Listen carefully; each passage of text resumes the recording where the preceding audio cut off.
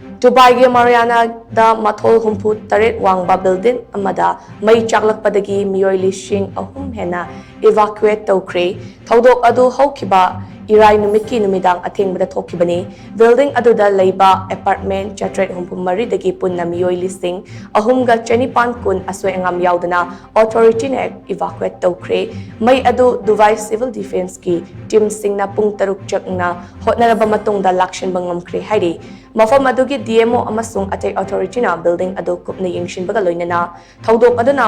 maram oiraga leifam leitraba sing adugi oina kudaki leifam chafam gi thorang pumna mapaikhatre mafam aduda ambulance team amade medical staff sing chongsenduna mathau taba service sing fanganna baga loinana mental support supi kre hairi ningsing bayabadi tiger tower haina sukhangnaba Mariana Miracle hairiba building adugi humfutaret suba mathol da leiba chakhum amadage mai haurakuna kumjali singani ka tara ka mangage Mei da Mei Chaklakpadagi Thodok ama mayok na kiba leikrabani